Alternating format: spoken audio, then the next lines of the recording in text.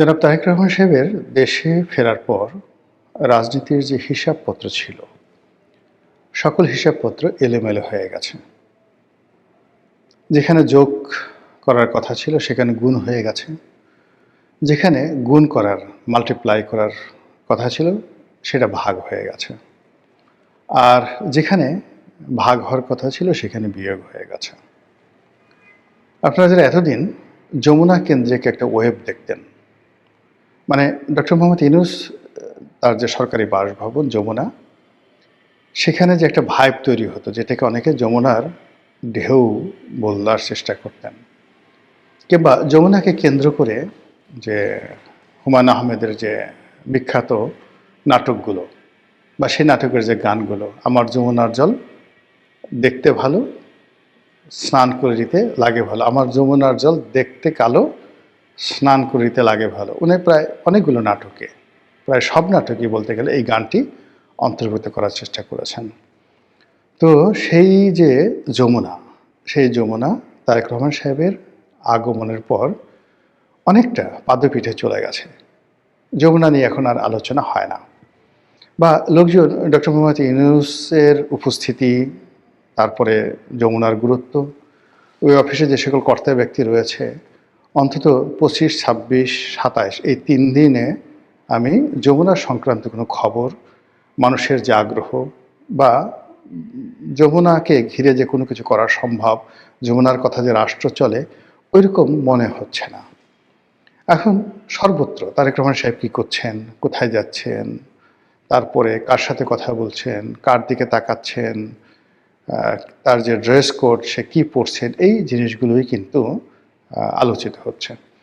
অবশ্য তারেক রহমান সাহেব যখন আসার সিদ্ধান্ত নেননি, তখন আমরা যে কজন লোক তার আসার ব্যাপারে বলছিলাম, যদি আমার এখানে অবস্থান ছিল অনেকটা দ্বৈত। আমি মনে করতাম যে তারেক রহমান সাহেবের বাংলাদেশে আসাটা জরুরি ছিল 2024 সনের আগস্ট মাসের 8 তারিখের মধ্যে, অর্থাৎ 5, 6, 7, 8। যদি 8 তারিখের মধ্যে আসতেন, ওনার বিজয়, ওনার সফলতার ব্যাপারে শতভাগ নিশ্চয়তা দেওয়া যেত। 8 তারিখের পরে, মানে দিন যত গেছে, ওনার দেশে ফেরা এবং দেশে ফেরার পরে উনি যে সফল হবেন এটা সুদূর পরাহত এবং ঝুঁকিপূর্ণ হয়ে পড়েছে। উনি যদি 2024 সনে আসতেন, 2024 সনে আসতেন ওই আগস্ট মাসের 8 তারিখের মধ্যে, তাহলে 2024 সনের ডিসেম্বরে নির্বাচন হতো এবং উনি এতদিন বাংলাদেশের প্রধানমন্ত্রী থাকতেন। তো তিনি সেই যে দেরি করেছেন বা আসেননি, কার পরামর্শে, কী কারণে, কোন সমস্যায়, এটা উনি ভালো বলতে পারবেন। কিন্তু এই অবস্থাতে তার যে আশাটা, এটা তার জন্য, তার পার্টির জন্য ইতিহাসের সবচেয়ে ঝুঁকিপূর্ণ সময়। এমনকি শহীদ প্রেসিডেন্ট জিয়াউর রহমানের অবর্তমানে বিএনপির যে বিপদ বিপত্তি ছিল, এই মুহূর্তে বাংলায় তারেক রহমান সাহেব ঘুরে বেড়াচ্ছেন আর রাজনীতি করছেন, সামনে ইলেকশন। এই দুটো, মানে জিয়াউর রহমান সাহেবের শহীদ হওয়ার পরে বিএনপি যে বিপদে পড়েছিল, তার সাথে এখন বিপদ বেশি। এমনকি যখন প্রেসিডেন্ট সাত্তার সরকারের পতন হয়েছিল, বেগম জিয়া যখনও রাজনীতি আসেননি, এরশাদ যেদিন মার্শাল ল জারি করেছিল, তখন বিএনপির যে বিপদ বিপত্তির মধ্যে ছিল, আজকে বিএনপির জন্য ঝুঁকি, বিপদ বিপত্তি তার চেয়ে বেশি। কিন্তু তারপরেও উনি এসেছেন। আমি ওনার যাকে বলা হয় শুভ কামনা করি, ওনার সফলতা কামনা করি, কামনা পর্যন্ত। কিন্তু বাস্তবতা হলো যে আপনি যদি পলিটিক্যাল সায়েন্স যাকে বলা হয় বিচার করেন, বিশ্লেষণ করেন, তাহলে আপনি দেখতে পাবেন যে ওনার এই সময় বাংলাদেশে আগমন ওনার জন্য এবং ওনার দলের জন্য ঝুঁকির পরিমাণ শতভাগ, আর সফলতা পাওয়ার সম্ভাবনা মিরাকেল, অলৌকিক। স্বয়ং আল্লাহ রাব্বুল আলামিন যদি তাকে সফল করেন, ক্ষমতা এনে দেন, সুষ্ঠুভাবে নির্বাচন হয়, শান্তিপূর্ণভাবে বিএনপি ক্ষমতা লাভ করে উনি প্রধানমন্ত্রী হন, এটা হবে মিরাকেল। বাংলাদেশের জন্য মিরাকেল, তার জন্য মিরাকেল, বিএনপির জন্য মিরাকেল। কিন্তু পলিটিক্যাল সায়েন্সে যেভাবে বলে, সেই সায়েন্স অনুযায়ী এটা কোনো অবস্থাতেই ইতিবাচক হয় না। তারপর তিনি এসেছেন। তো আবার তিনি যদি না আসতেন, তাহলে তার দলের অবস্থা মুসলিম লীগের মতো হতো। তার দলের অবস্থা সেই কি বলবো ভাসানী ন্যাপের মতো হতো। এরকম একটা অবস্থা মানে হয় কি যে আপনি একটা রুগী অসুস্থ হতে হতে এমন সময় হাসপাতালে নিলেন যখন আসলে অপারেশন ছাড়া আপনার আর কোনো ওয়ে নেই। তো গত 15-16 মাসে বাংলাদেশের যে রাজনীতি, বাংলাদেশের যে অর্থনীতি, তারপর সেই বাংলাদেশের যে সার্বিক আইনশৃঙ্খলা থেকে শুরু করে মানুষের যে মন মানসিকতা সব মিলিয়ে এরকম একটা অবস্থায় পৌঁছে গিয়েছে যে এখান থেকে একটি পলিটিক্যাল ট্রান্সফরমেশন, তারপরে পলিটিক্যাল রিকনসিলিয়েশন, তারপর যাকে বলা হয় পলিটিক্যাল ইভ্যালুয়েশন, এই জিনিসগুলি এখন সম্ভব নয়। এটা রীতিমতো রাজনীতির প্রতিবেশ আইসিইউতে চলে গেছে। আপনারা হয়তো বলতে পারেন যে তারেক রহমান সাহেব আসলেন, এই যে এত 1 কোটি লোক আসলো ঢাকা শহরে, মানে এখন বলা হলো যে 1 লক্ষ নতুন সিম বাংলাদেশে আসছে, মানে ঢাকাতে আসছে ঢাকার বাইরে থেকে। তো এটা নিয়ে আবার কর্তৃপক্ষ বলার চেষ্টা করছে যে না 1 কোটি লোক, সরি আগে আমি বোধহয় যেটা বলছিলাম যে এখানে ওনার আগমন নিয়ে যে জনসমাবেশ হয়েছে আগমন উপলক্ষে, এই জনসমাবেশে কত লোক হবে। আমি বলেছিলাম যে ঢাকা শহরে তো 1 কোটি লোক এখানে পার্টিসিপেট করবে, শহরের বাইরে থেকে আরও 50 লাখ লোক আসবে, কাজেই মোরাললেস 1.5 কোটি লোক এখানে থাকবে। তো দেখা গেল যে ঢাকা শহরের যে 1 কোটি লোক আছে সেই 1 কোটি লোকের সাথে আবার বিএনপি মাইন্ডের যে সকল পত্রপত্রিকা তারা খবর প্রকাশ করেছে যে ঢাকার বাইরে থেকে মূলত 1 কোটি লোক আসছে। এর কারণ হলো বিটিআরসির হিসাব অনুযায়ী, সরকারের হিসাব অনুযায়ী 1 কোটি নতুন সিম কার্ড যারা ঢাকার বাইরে ছিল তারা ঢাকার মধ্যে এসেছে। বিএনপি যারা প্রতিপক্ষ তারা মস্করা করে বলছেন যে আসলে 1 কোটি নয়, এটা মানে 50 লাখ হবে। এর কারণ হলো আমাদের দেশের লোক এখন বেশিরভাগ ক্ষেত্রে এক একজন 2টা করে সিম ব্যবহার করে। তো এই ধরনের ট্রল হচ্ছে। এখন সেটা নিয়ে আপনি বলতে পারেন যে যদি তারেক রহমান সাহেবের ভবিষ্যতে না থাকে তাহলে তিনি আসলেন, আসার পর এত লোক হলো কেন? 2 নম্বর হলো যে আপনি কি তারেক রহমান সাহেবের চেয়ে বেশি বোঝেন, বা তার দলে যে সমস্ত কর্তা ব্যক্তি যারা আছেন তাদের চেয়ে বেশি বোঝেন? তারা কি এই জিনিসগুলো বোঝে না? আপনি এগুলো কেন আগ বাড়িয়ে বলেন? এখানে একটা ব্যাপার হলো যে বিএনপিতে অনেক জ্ঞানী লোক আছেন, গুণী লোক আছেন, যেহেতু তারা পার্টির একটা পোর্টফোলিওতে আছেন তাদের পক্ষে অনেক কথা বলা সম্ভব নয়। আমার চেয়ে বেশি বোঝা সত্ত্বেও তারা অনেক কথা বলতে পারেন না। 2 নম্বর হলো যে আপনি যত বড় জ্ঞানী হন না কেন, আপনি ঘরের মধ্যে থেকে যেভাবে নিজেকে বুঝতে পারেন, ঘরের বাইরে দাঁড়িয়ে থাকা একটা লোক তার দৃষ্টিভঙ্গি আপনার সম্পর্কে আলাদা হবে। তো সেক্ষেত্রে আমি যেহেতু বিএনপির কোনো পদ পদবিতে নাই, পোর্টফোলিওতে নাই, বিএনপি দলের কোনো কার্যক্রমে আমি কখনো যাইনি বা যাই না, তো কাজেই অন্য একজন দর্শক হিসেবে, একজন রাজনৈতিক বিশ্লেষক হিসাবে, রাজনীতির কর্মী হিসেবে আমি যেভাবে বিএনপিকে দেখতে পাই সেটা বিএনপির ভিতরে যারা আছেন তাদের পক্ষে সম্ভব নয়। এর বাইরে যেহেতু মিডিয়ার সঙ্গে জড়িত আছি, যেভাবে বিশ্লেষণ করার, কথা বলার আমার একটা প্ল্যাটফর্ম আছে, এটা হয়তো বিএনপি যারা নেতাকর্মী আছেন তারা নিজেরা বলেন আমি যে কথাগুলো বলি, কিন্তু এগুলো আমি যেভাবে পাবলিকের সামনে তুলে ধরতে পারি তারা হয়তো সেভাবে পারে না। এই জন্যই কিন্তু এই কথাগুলো বলা। তো যেটা বলছিলাম যে ওনার এই যে আশাটা, ওনার এই আশাটা, এটা আমাদের যে বাঙালির চিরায়ত আবেগ, সেই আবেগের বহিঃপ্রকাশ। বাংলাদেশের 35% লোক বিএনপি করে, এতে কোনো সন্দেহ নেই। আবার একই 35% লোক আওয়ামী লীগ করে, এতেও কোনো সন্দেহ নেই। এই 35% লোক তারেক রহমান সাহেব, বেগম জিয়া, শহীদ জিয়া, তাদের জন্য অন্তঃপ্রাণ। এবং গত 17-18 বছর ধরে মানুষ যে কষ্ট করছে, সীমাহীন কষ্ট করছে, অর্থাৎ 35% বিএনপি যারা নেতাকর্মী সীমাহীন কষ্ট করছে। সেই কষ্টের পর একটা বিপ্লব হয়েছে, সেই বিপ্লবের পর তাদের নেতা বাংলাদেশে এসেছে। এত কিছু চিন্তা ভাবনা করার সময় নেই। তারা তাদের সমস্ত আবেগ তারা উগড়ে দিয়ে ঢাকা শহরে এসছে নেতাকে একটু দেখার জন্য, এবং এটা আমাদের দেশে সচরাচর।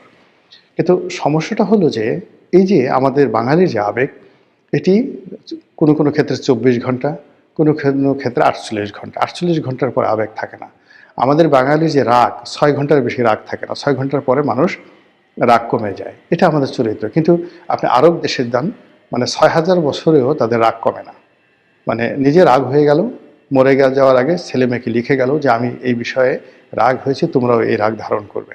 তো বাঙালির সেটা নেই। বাঙালিরা মানে 6 ঘন্টা পরে আপনি রাগ কমে যায়। স্বামী স্ত্রীর ঝগড়া থেকে শুরু করে দ্বন্দ্ব সংঘাত যা কিছু আছে সেটা উইদিন 6 আওয়ার্সের মধ্যে এটা জিরো হয়ে যায়। আপনি দেখেন অনেক জেলাতে মারামারি হয়, কাটাকাটি হয়, আবার 6 ঘন্টা পরে কিন্তু সেটা নিষ্পত্তি হয়ে যায়। এটি হলো আমাদের চিরাচরিত অবস্থা। ফলে তারেক রহমান সাহেবকে নিয়ে যে আবেগ দেখানো হয়েছে, সেই আবেগটা আসলে 48 ঘন্টা, 24 ঘন্টা পরে অর্ধেক কমে যাবে, 48 ঘন্টার পরে একেবারে শূন্য হয়ে যাবে। ফলে উনি ওনার দলের অন্য সব নেতার মতো, এমনকি তার মায়ের মতোই তিনি সাধারণভাবে মানুষজনের দ্বারা তিনি ওইভাবে মূল্যায়িত হবেন। তিনি যে হঠাৎ অসুস্থ হন বা রোগাক্রান্ত হন, ওরকম একইভাবে 24 ঘন্টার জন্য মানুষজন খুব ছুটে আসবে, আবার যার যার অবস্থানে চলে যাবে। এই হলো বাংলাদেশের চরিত শ্রেণীর চরিত্র। কাজেই তারেক রহমান সাহেবকে নিয়ে যে ভাবাবেগ ছিল সেটা 48 ঘন্টার মধ্যে, 24 ঘন্টার মধ্যে অর্ধেক চলে গেছে, বাকি 48 ঘন্টা আমি যখন ভিডিও করছি তখন পর্যন্ত 48 ঘন্টা হয়নি। ফলে এখনও পর্যন্ত কিছুটা অবশিষ্ট আছে। এখন আপনি গিয়ে দেখেন যে হাদিকে নিয়ে যে আবেগ তৈরি হয়েছিল, সেই আবেগ 24 ঘন্টার মধ্যে কীভাবে শেষ হয়ে গেছে, 48 ঘন্টার মধ্যে কীভাবে সেটা একেবারে শূন্যতে পরিণত হয়েছে। এখন হাদির মৃত্যুকে কেন্দ্র করে ইনকলাব মঞ্চ যে আন্দোলন করার চেষ্টা করছে, এটি জামাত যদি ব্যাকআপ না দেয়, এখানে পুরোটাই জামাতের যারা লোকজন আছে তারা সম্মুখ সারিতে থেকে এটাকে শাহবাগে যে ইনকলাব মঞ্চ করা হয়েছে হাদির বিচারের দাবিতে, এটা মূলত পিছন থেকে জামাত সাংগঠনিকভাবে ম্যাটিকুলাসলি তারা সেখানে এটাকে জমিয়ে রাখার চেষ্টা করছে তাদের রাজনৈতিক স্বার্থে। কিন্তু জামাত যদি এখান থেকে সমর্থন উঠিয়ে নেয়, সাধারণ মানুষ, আপনি 10 জন সাধারণ মানুষকে পাবেন না যে যারা হাদির জানাজাতে স্বতঃস্ফূর্তভাবে গিয়েছিল, এরকম 10 জন লোককে আপনি খুঁজে পাবেন না যারা হাদির বিচারের দাবিতে শাহবাগে আসবে। এই হলো বাঙালির আবেগ। তো সেক্ষেত্রে তারেক রহমান সাহেবকে নিয়েও কিন্তু আবেগ থাকবে না বাংলাদেশে, তাকে তার রাজনৈতিক নেতাকর্মীকে নিয়েই চলতে হবে। তো এই বাস্তবতায় ওনার যারা বিরোধী পক্ষ তারা তো সংগঠিত, অর্থ আছে, এবং গত সেই যদি আওয়ামী লীগের কথা ধরেন, তা আওয়ামী লীগ তো গত 15-16 বছর ধরে এক হাতে দেশ চালিয়ে তারা অর্থবিত্ত ক্ষমতার সব ব্যাপারে চূড়ান্ত পর্যায়ে আছে। তারা কেবলই মাত্র রাষ্ট্র ক্ষমতাটা হারিয়েছে, বাকি ক্ষমতা তাদের কিন্তু রয়ে গেছে, বুদ্ধি শুদ্ধি কৌশল দুষ্ট বুদ্ধি যা কিছু সব তাদের রয়ে গেছে। অন্যদিকে জামাতের সাংগঠনিক ক্ষমতা, অর্থনৈতিক ভিত্তি এবং গত 15-16 মাসে বিএনপিকে পদে পদে নাজেহাল করার, বিএনপিকে পিছনে ফেলার যে শক্তি তারা অর্জন করেছে, সেই শক্তি যদি সম্মিলিতভাবে, অর্থাৎ আওয়ামী লীগ, এনসিপি, তারপরে জামাত, তারা সম্মিলিতভাবে বিএনপির বিরুদ্ধে ব্যবহার করার চেষ্টা করে, তাহলে সেটা যে কি পরিমাণ ভয়ানক হবে এটা এই মুহূর্তে অনেকে হয়তো কল্পনা করতে পারছে না। বাট আগামী 7 দিন থেকে 10 দিনের মধ্যে আপনারা এই জিনিসগুলো দেখতে পাবেন রাজনীতিতে। অন্য একটা যে বিষয়টা হলো যে এই মুহূর্তে যে জিনিসটি আমাদের পুরো রাজনীতিকে আরও গতিহীন করে ফেলবে, রাষ্ট্রশক্তিকে আরও দুর্বল করে ফেলবে, সেটা হলো তারেক রহমান সাহেব আসার পরপরই যমুনার যে কর্তৃত্ব,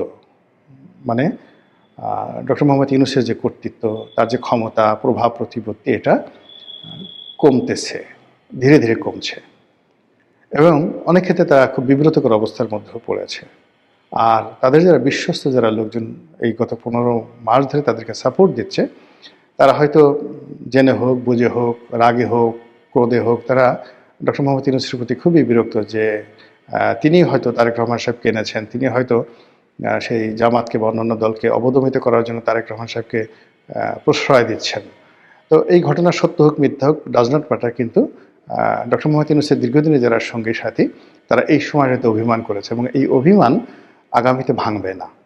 এবং এটা ডক্টর মোহাম্মদ ইউনূসের জন্য, আমি যেটা বলছি, যমুনার যে ঢেউ, তার যে ক্ষমতা, সেই ক্ষমতাটা কমে গেল। এবং আপনারা জানেন যে ইলাস্টিসিটি, কোনো একটা ব্যাপারে যদি কারো ভয় ভেঙে যায়, কোনো একটা ব্যাপারে যদি কারো আকর্ষণ কমে যায়, কোনো একটা বিষয়ে যদি কারো ক্রোধ সৃষ্টি হয়, তাহলে সেখানে আর যা হোক না কেন পূর্বাবস্থায় ফিরে আনা যায় না। যে কোনো সম্পর্ক একবার নষ্ট হয়ে গেলে সেই সম্পর্কটা জোড়াতালি দিয়ে চালানো যায়, কিন্তু সেটা আর আগের মতো আসে না।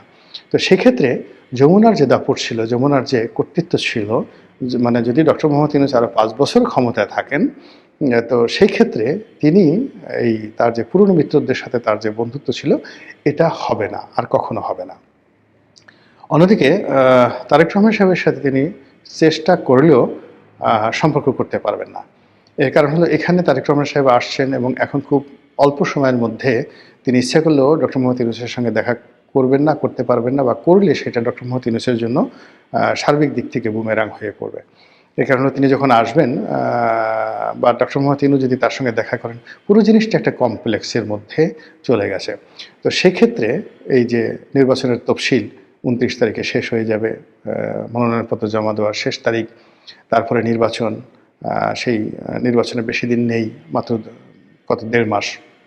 তো সেই ১.৫ মাসের যে ব্যবধান, সেই ব্যবধানটার প্রতিটি সেকেন্ডই কাউন্ট হবে, যাকে বলা হয় এই যমুনা কেন্দ্রিক।